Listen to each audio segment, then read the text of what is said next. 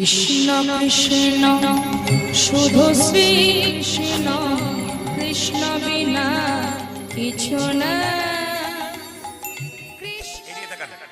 আপনারা ক্যালেন্ডারে দেখেছেন, দেখবেন সাপের মাথায় কৃষ্ণ চেপে বসে আছে। জোরে বলুন হানা না। ওই সাপটার নাম কি? কালীয় নাগ। আপনি যাকে সাপ দেখছেন উনি সাপ নন। আগের জন্মে উনি ছিলেন রাজা, পরের জন্মে সাপ। প্রশ্ন হবে, তাহলে আগের জন্মে রাজা, এই জন্মে সাপ কেন? কিছু মনে করবেন না। আপনাদের এই গ্রামে আসতে, আপনাদের গ্রামে ওই পাড়াতে একটা ছেলে জন্ম নিল, এই পাড়াতে একটা নিল। ধরুন আজকে জন্ম নিল, কথার মানে বললাম। একটা ছেলে রাজার ঘরে সোনার চামচ মুখে নিয়ে জন্ম নিল, একটা ছেলে। আর একটা ছেলে ভিখারির ঘরে, গরিবের ঘরে জন্ম নিল, মায়ের দুধ ভালো করে পেল না। তাহলে বলুন তো, ছেলেগুলো কি কর্ম করেছিল? জন্ম নিয়ে একজন রাজার ঘরে, একজন ভিখারির ঘরে। পূর্বজন্মে যে ভালো কর্ম করেছিল সে রাজার ঘরে জন্ম নিল, আর পূর্বজন্মে যে খারাপ কর্ম করেছিল সে ভিখারির ঘরে জন্ম নিল। এইবার জন্মের পরে যে যেমন কর্ম করবে, পরের জন্মটা ঠিক সেরকম হবে। একবারে প্রত্যক্ষ প্রমাণ পাচ্ছেন ছেলেগুলো কি কর্ম করেছিল। যার জন্য একজন রাজার ঘরে, একজন ভিখারির ঘরে, নিশ্চয়ই পূর্বজন্মে ভালো কর্মের ফল রাজার ঘর, আর খারাপ কর্মের ফল ভিখারির ঘর। তার মানে এখানে আপনারা শিখে নিলেন কি, যারা এ জন্মে ভালো কর্ম করবেন পরের জন্মে সে ভালো ঘরে জন্ম নেবে, আর এ জন্মে যারা খারাপ কর্ম করবেন পরের জন্মে আপনারা সেরকম ঘরে জন্ম নেবেন। মায়েরা, এই যে কালীয়নাগ সাপটা দেখতে পাচ্ছেন, কোনো কথা নয় কিন্তু, কালীয়নাগ সাপটা দেখতে পাচ্ছেন, এই সাপটা পূর্বজন্মে রাজা ছিল। কেন সে সাপ হলো? বৈষ্ণবের অভিশাপ। যে যেখানে বসে আছেন, লীলা শুরু করবার আগে আমি বলে যাই, বৈষ্ণবের অভিশাপ। কারো অভিশাপ কেউ নেবেন না। যে যেখানে বসে আছেন, কারো অভিশাপ কেউ নেবেন না। যে কেউ অভিশাপ দিলে আপনার গায়ে লাগবে না। শাশুড়ি বউয়ে ঝগড়া হচ্ছে, শাশুড়ি বৌমাকে বলছে তোমার চোখ দুটো খসে পড়ুক, তখন বৌমা বলছে তোমার পা দুটো খসে পড়ুক। ওর পাও খসলো না, ওর চোখও খসলো না, দুজনেই তো অভক্ত, ওদের দ্বারা কিছু হবে না। কিন্তু প্রকৃত ভক্ত মানুষ কাউকে অভিশাপ দেয় না, কিন্তু যদি একবার দিয়ে ফেলে তাহলে নিতাই গৌর হরিবল হয়ে যায়। যেমন আপনারা একটু প্রমাণ দিয়ে দিই রামায়ণের দিকে। সীতা 4 জনকে অভিশাপ দিয়েছিল, একজনকে আশীর্বাদ দিয়েছিল, এখন আমাদের জীবনে ভোগ করছে। আমি একটা একটা করে বলবো। সীতা অভিশাপ দিয়েছিল কাকে? আমার দিকে তাকান। সীতা রাজা, আর সীতা রামচন্দ্র লক্ষণ 3 জনে বনে গেল। রাজা দশরথের মৃত্যু সংবাদ পেল। যখন তার পিণ্ড দেবে, রামচন্দ্র এবং লক্ষণ দুজনে পিণ্ড দেবার জন্য নগরে গেছে আনবার জন্যে, তখন সীতা একাই বসে আছে বাড়িতে। তখন হঠাৎ রাজা দশরথ বলল, সীতে মা, কে তুমি? আমি তোমার শ্বশুর মশাই, কি চাও? আমি তোমার কাছে পিণ্ড চাই। না না, তোমার ছেলে তো গেছে, এখনই আসবে, পিণ্ড দেবে, আমার কাছে কিছু নাই, তোমার কাছে কি আছে তুমি তাই দাও। কিছু নেই বাবা, আমার কাছে কিছু নেই। রাজা দশরথ বলছে, আমার প্রচন্ড জ্বালা, খিদের জ্বালা, ছটফট করছে, আমাকে দাও, তুমি বালির পিণ্ড দাও আমাকে। কিন্তু সীতামা বালির পিণ্ড দেবার আগে 5 জনকে সাক্ষী রেখেছিল। ব্রাহ্মণ মা এসো, এলাম। এ বটবৃক্ষ এসো, এলাম মা। এ ফল্গু নদী এসো, এসো, এলাম। তুলসী বৃক্ষ এসো, এলাম। গাভী এসো, এলাম। কটা হলো ভাইরা? 5টা। কে কে গুনবেন? বটবৃক্ষ 1, ব্রাহ্মণ 2, তুলসী বৃক্ষ 3, ফল্গু নদী 4, আর গাভী 5। লক্ষ্য করো, 5 জনে সাক্ষী রইল। সীতা পিণ্ড দিল, বালির পিণ্ড। সবাই লক্ষ্য করুন মায়েরা, সীতা যখন পিণ্ড দিয়েছে, দেওয়া শেষ হয়ে গিয়ে তারা প্রমাণ নিয়ে চলে গেছে পরীক্ষা, যে হয়ে গেছে, প্রমাণ দিয়েছেন, সাক্ষী রেখেছে। রামচন্দ্র যখন ফিরে এলো, সীতা তোমার হাতে বালি কেন? বাবাকে দিলাম। বাবাকে মানে আমার শ্বশুর মশাইকে। পিণ্ড খুঁজেছে, বালির পিণ্ড। আমি তুমি কি করেছো? অন্যায় করেছো তুমি, আমার অনুমতি না নিয়ে। বাবা চেয়েছে তাই দিয়েছিলাম, সাক্ষী রেখেছি। কাকে সাক্ষী রেখেছো? ডাকো তাদেরকে। ডাকলো। ব্রাহ্মণ মা, আমি কি বালির পিণ্ড আমার শ্বশুর মশাইকে দিয়েছিলাম? না। তুলসী বৃক্ষ দিয়েছিলাম? না। গাভী দিয়েছিলাম? না। ফল্গু নদী দিয়েছিলাম? না। বটবৃক্ষ দিয়েছিলাম? হ্যাঁ। বটবৃক্ষ বলছে হ্যাঁ তুমি দিয়েছিলে। বেশ। ব্রাহ্মণকে অভিশাপ দিল সীতা, ওগো ব্রাহ্মণ, তুমি দেখলে আমি আমার শ্বশুর মশাইকে পিণ্ড দিলাম, তবু তুমি অস্বীকার করলে, তোমাকে অভিশাপ দিলাম, তুমি পূজা পাঠ করে যতই দান দক্ষিণা পাবে, তোমার পেট কোনোদিন ভরবে না। আপনাদের এলাকার জন্য বলি নাই, অন্য জায়গার জন্য বললাম। যারা আছেন তারা তো রেগে বলবেন যে বেটা সব জায়গাটা ভালো করলে এখানে গন্ডগোল করবে। এটা তো আমার কথা নয়, না কি বলছেন বাবা? এটা শাস্ত্রের কথা, তো আমার কথা তো নয়। শাস্ত্র পড়ে আমি বলছি। বলছে তোমার পেট ভরবে না ব্রাহ্মণরা, কিন্তু যারা আমার এলাকায় 2-4 জন ব্রাহ্মণ আছে আমার খুব ভালোবাসেন। তারা বলেন বাবা প্রদীপ এ সীতার অভিশাপ ভোগ করছি গো। বলে কেন? এত পুজো পাঠ করি, বাড়িও করতে পারলাম না, আর হচ্ছেই না, এই চলেই যাচ্ছে, কিছু হচ্ছে না। উনি কিন্তু জ্ঞানী লোক, তো উনি বুঝতে পেরেছেন সীতার অভিশাপ। ফল্গু নদী তোমাকে অভিশাপ দিলাম, বর্ষাকালে প্রচন্ড নদী ফোয়ারা দিয়ে বইবে একুল অকুল, তুমি কিন্তু অন্তঃসলীলা হয়ে থাকবে, তোমার জল মাটির নিচে বইবে, তুমি ফল্গু নদী। তুলসী বৃক্ষ তোমাকে অভিশাপ দিলাম, বলে কি না তুলসী বৃক্ষ তুমি এখানে সেখানে সব জায়গায় হবে, তোমার পাতা গোবিন্দ সেবায় লাগবে, বন্য পশুতে তোমার মধ্যে পায়খানা এবং প্রস্রাব করে দেবে। দেয় না? জোরে বলুন হা না না। দেয় না, তবু গোবিন্দ সেবায় লাগে, গোবিন্দের আশীর্বাদ আছে বলে। কিন্তু সীতার অভিশাপ লেগে গেছে। গাভী তোমাকে অভিশাপ দিলাম, তুমি মুখ দিয়ে মিথ্যা কথা বললে, তোমার মুখ দিকটা অপবিত্র, পেছন দিকটা পবিত্র থাকবে। তুমি যদি কোনো প্রসাদী জিনিস এঁটো করে দাও, ব্যাস তোমার আর কাজে লাগবে না, কিন্তু তুমি পায়খানা প্রস্রাব করলে তোমার সেটা কিন্তু কাজে লেগে যাবে। আচ্ছা, আর কে বাকি রইল? 4 জন হলো তো? জোরে বলুন। হ্যাঁ, বড় বৃক্ষ। বড় বৃক্ষকে বললো তোমাকে আশীর্বাদ করলাম, তুমি অক্ষয় বড় বৃক্ষ, তোমার একটা পাতা গজাবে, একটা পাতা ঝরবে, মানে তুমি কোনোদিন কি একবারে খালি হয়ে যাবে না, তুমি অক্ষয় বড় বৃক্ষ। তোমার মধ্যে মানুষ বসলে শান্তির ছায়া, তোমার ফলগুলো পশু পাখি থেকে খুব আনন্দ ভোগ করবে। কেন? তোমার ফল হবে পশু পাখির কাছে প্রিয় খাদ্য এবং মিষ্ট খাদ্য। এই জন্য বাবা, এ মুনিবর, ডান পাড়ে গিয়ে দাও পুঁজ আর রক্ত, ছি, তোমার বাঁ পাড়ে গিয়ে দাও পুঁজ, রক্ত তো রয়েছে, পোকা কিলবিল করছে। রাজা চন্দ্রধর জল পান করলো না, কিন্তু বৈষ্ণবের চরণ ধোয়া জল মাথায় করে আনলো। বাড়িতে যখন নিয়ে এলো রাজা চন্দ্রধরের 2টো স্ত্রী, তারা বললো স্বামী জল পান করতে পারলে না? দেখি দেখি দেখি দেখি দেখি দেখি 2 জন স্ত্রী জল পান করলো। তখন মুনিবর গিয়ে চিৎকার করে বললো, রাজা তুমি আমার চরণ ধল জলকে অপমান করলে, আমি তোমাকে অভিশাপ দিলাম, তুমি খল প্রবৃত্তি করলে, চালাকি করলে, তুমি হবে কালীয় নাগ, তোমার জন্ম হবে কোথায়? বৃন্দাবনে। সঙ্গে সঙ্গে রাজা চন্দ্রধ্বজ বলল, হে মুনিবর, অভিশাপে যদি দিলে আমায় সাপি কুলে জন্ম হোক, আশীর্বাদ দাও যেন গোবিন্দের চরণ লাভ করতে পারি। বৈষ্ণবে মুনি বলল, হে রাজন, তুমি যেহেতু আমার চরণ ধোয়া জল মাথায় করে এনেছো, তোমাকে আশীর্বাদ দিলাম, একদিন তোমার মাথায় ভগবান শ্রীকৃষ্ণের নৃত্য হবে। তার মানে বৈষ্ণবের চরণ ধোয়া জল যার মাথায় পড়ে বাবা, ভগবানের নৃত্য হোক আর না হোক, ভগবানের আশীর্বাদ কিন্তু তার প্রত্যেকের মাথায় থেকে। এই জন্য আপনাদের মাথায় ভগবানের নৃত্য হোক আর না হোক, বৈষ্ণবের চরণ ধোয়া জল মাথায় নিলে আপনাদের ভগবানের আশীর্বাদ পাওয়া যায়। এই কালীয় নাগ বাস করে কোথায়? কালী দহা জলে বৃন্দাবনে। কালিন্দির এক দহে কালী নাগ তাহে রাজে।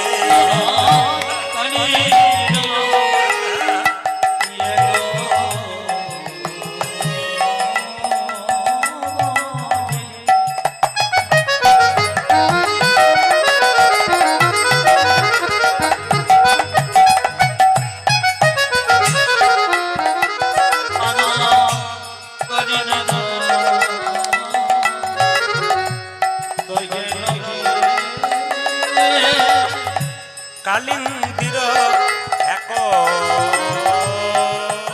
দহে কালী নাগ তাহে রহে। আমার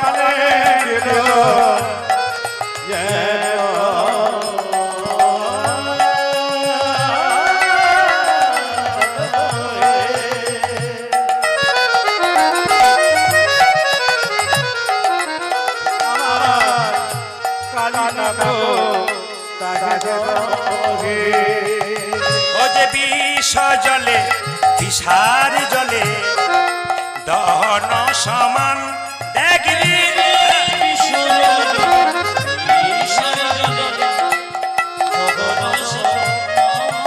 ও যে বিষার জলে বিষ জলে দহন সমান দেখবি,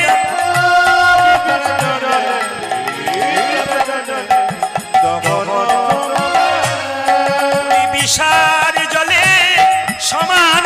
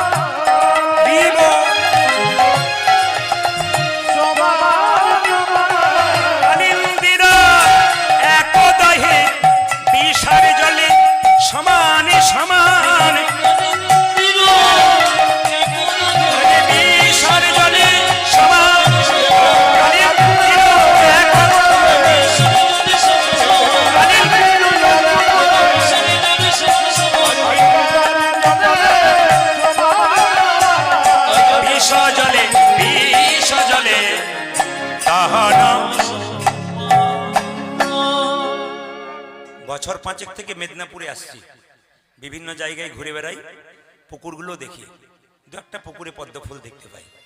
আমাদের বীরভূমে গেলে দেখবেন আপনি প্রায় পুকুরে পদ্ম ফুল আছে। ছোটবেলায় আমরা যখন পুকুরে স্নান করতে যেতাম পদ্ম ফুল থাকতো, বাবা মা ভয় খাওয়াতো, পদ্ম ফুলে তুলতে যাবি না, স্নান করে চলে আসবি। কেন? পদ্ম পাতার মধ্যে একটা সাপ থাকে, তার নাম পদ্মনাগ। সত্যি তাই, পদ্ম ফুলের পাশে একটা সাপ থাকে পদ্মনাগ, খুব বিষাক্ত সাপ, যদি কাউকে একবার কামড়ে দেয় বাড়ি ফিরে আসতে হবে না। তাহলে এখন প্রশ্ন হবে, যেখানে পদ্ম ফুল থাকে সেখানে পদ্মনাগ থাকে, সেখানে গরু বাছুরে জল খেত, আগে খেত না বাবা? মানুষও দেখবেন মাঠে কাজ করতে করতে পুকুরে জল আগে খেত, এখন কিনা জল খাচ্ছে, কিন্তু খেত, কিন্তু তখন কোনো ক্ষতি হতো না। কিন্তু কালীদহ জলে কালীয় নাগ বাস করছে, ওই জলটা বিষ হয়ে গেল। তাহলে ওই জলটা হলো না পুকুরের জলটা, এটা বিষ হলো কেন? কারণ আছে।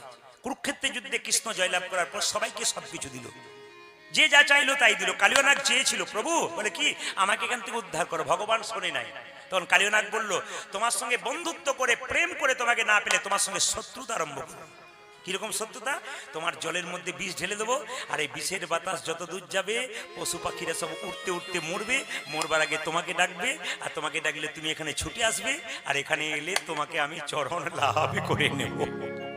কালীয় নাগ ভক্ত ছিল। আপনার যে সাপটাকে দেখছেন না, এমনি এমনি গোবিন্দের চরণ পাই নাই, আমি পাই নাই, আপনি পান নাই, উনি পেল কেন? এটা জানতে হবে উনি কে, উনি কত বড় ভক্ত বলে এখানে আসবে, পশু পাখি মরবে, আর ব্যাস। মেয়েরা কালীয় নাগ এমন বিষ ঢালতে শুরু করলো, ওই পথ দিয়ে কোনো পশু পাখি পেরিয়ে গেলে তারা ভগবানকে ডাকতো, প্রভু বৃন্দাবনের জল খাই, নদীর গাছের ফল খাই, তোমার গুণগান খাই। এত কষ্ট কেন আমাদের? ভক্ত যদি ভগবানকে ভক্তি ভরে ডাকে, ভগবান কি না এসে থাকতে পারে? ভক্ত যদি কষ্ট পায়, ভগবান কি ভক্তের পাশে ছুটে আসে না?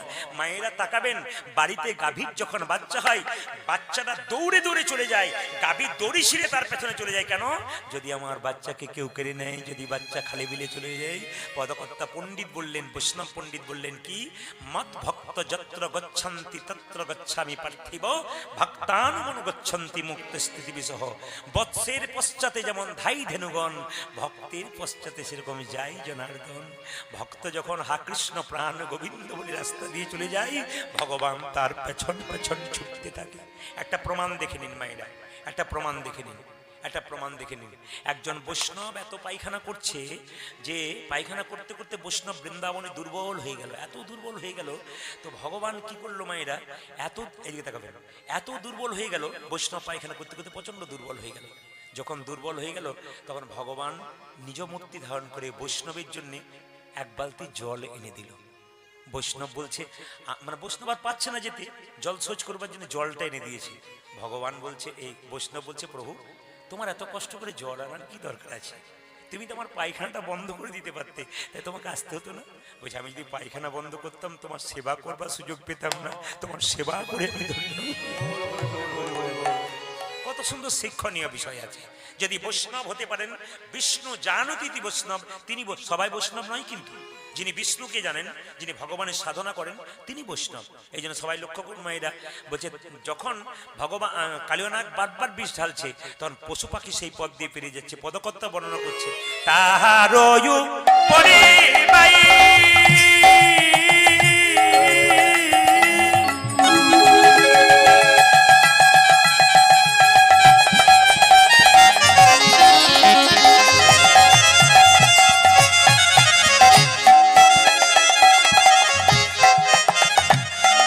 যদি পাখি উড়ে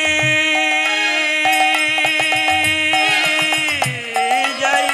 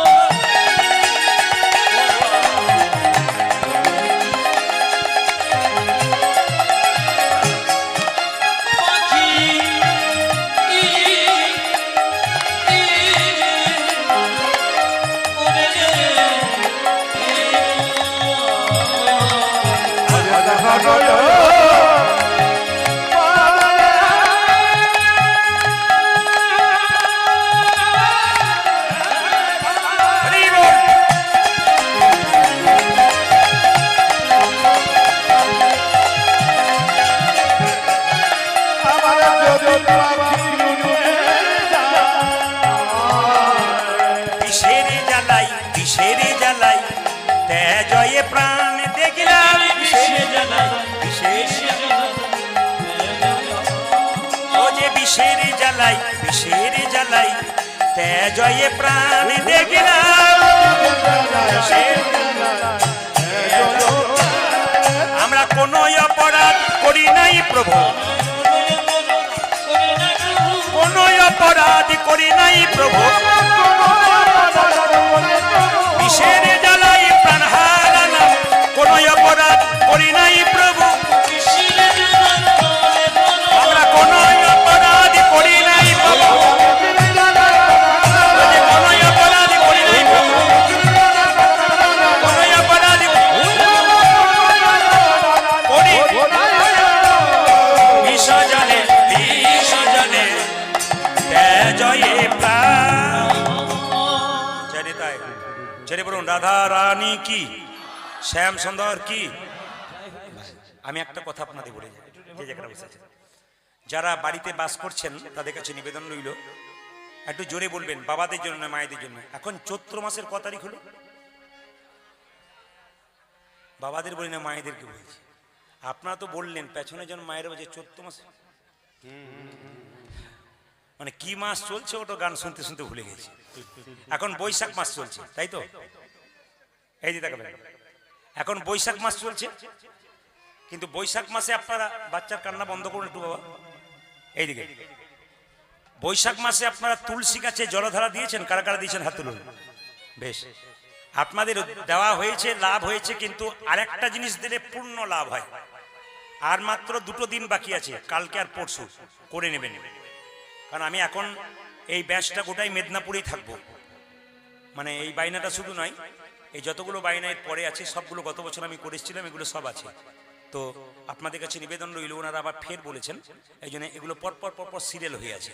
তা আপনাদের কাছে নিবেদন রইল, যে যেখানে বসে আছেন, আর 2 দিন বাকি আছে, আপনারা যে হাঁড়ি বা কলসির মধ্যে জলধারা দিচ্ছেন সলতে দিয়ে, তাতে 5টি করে আমের পাতা দিয়ে দেবেন। আমের পাতা, এই 5টি। ও মাসি, তোমার তো শোনা হলো না, কারো কাছে শুনে নিও। এই জায়গাটা 1 ঘন্টা পর পরিষ্কার হয়ে যাবে, আর জায়গাটা পাওয়া কোনো ব্যাপার নেই, দাম নেই। আমি একটা কথা বলছিলাম রাজকুমারকে, যে যদি কারো মানত থাকে কীর্তন দেওয়ার, খুব ভালো করে শুনবেন, যদি কারো মানত থাকে, কান করে শুনবেন যে যেখানে আছে, যদি কারো